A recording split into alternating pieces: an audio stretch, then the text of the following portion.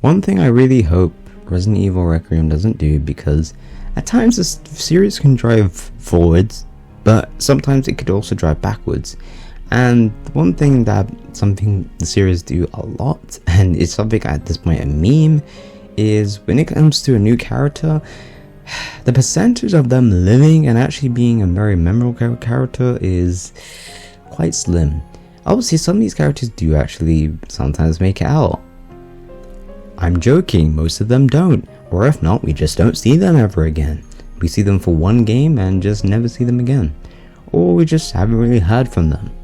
For example, Sheva. We know that she's still kicking and probably, I don't know, defending her lands and defending her country and her city or whatever. For life of me, I actually don't know what she's doing, but she's doing something heroic. I can tell that much, I feel like. But we don't know anything about that because we haven't really gotten an update about her. And the same thing can go with Jerry and Jake. We don't know what Jake's doing other than the last thing he done, which was kind of be like a hero, kind of helping out, I guess, people in need when it comes to obviously bioweapons and stuff like that. Sherry, she's probably continuing her, I don't know, duties as whatever she was doing. I can't remember the life of me what she was doing. But you see what I mean? Like, we have those characters, and Sherry's kind of old in a sense, like she's kind of an old character, but Jake and Sheva is more fresh in that sense. Same with Helena Harper. We don't know what happened with that character, but hey, she's probably doing something. That's most of the cases with some of these characters. And then sometimes you get a really good character like Piers, and what do? And they just go kill him because they just don't care. And yeah, it's really unfortunate. Like, Piers could have been really something and a really interesting character, but what did? They decided to just kill him off. They just didn't care enough to really give a damn and just said, nah, we'll just kill him. And I really feel like he could have actually carried on the torch that Chris has been holding for so long at this point, even after he defeated his own nightmare in a sense, or his own enemy, and overcome his challenges already enough as it is. But no, they just didn't do that, and they just said, nope, Chris, you still gotta hold that torch like us, the Statue of Liberty. So that's not happening anytime soon, Chris. And it's really unfortunate, because heck, even Sheva could have probably done something like that. A lot of these characters could have, but it just happens. And I don't mean all these characters have to be a fighter to live and, carry on their duties. For example, Moira. We probably know Moira's still doing fine. We probably know that Natalia's doing fine too. And stuff like that. But they don't necessarily have to be a fighter and all that stuff. We just need to know that they're alive. Shit. I mean, I didn't need to swear, but accidentally. Heck, we know very little what happened to Ashley. We got her for like one game. I'm not counting remake. We got her for one game, and we haven't had a peep. We haven't seen her for so long. What happened to that character? Like, there's certain characters that they've introduced and haven't really done much, other than just focus on Leon, Ada, Claire, Jill, Chris. Those big names. Heck, Rebecca is like in a terrible state. Like, that character's a veteran, but would you believe me? Because if you look at her track record, she's horrendous. And where does this all come into play when it comes to Grace?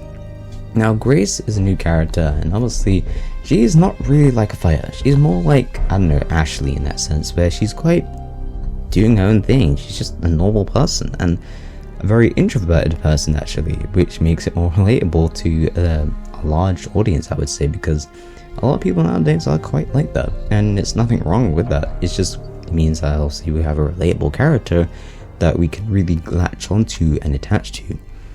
But if they decide to, I don't know, maybe just kick the bucket with this character, it'll be pretty frustrating, because I do feel like Grace will have a really nice impact on the franchise and on the fandom. I feel like we will get a lot of fans, and I feel like there's some people that's already latching on to her, even though we haven't gotten as much info on her and all that stuff. Like, we've gotten a little bit from the obviously trailer that we got, which is our very first trailer, and we probably might get one soon, maybe at Gamescom.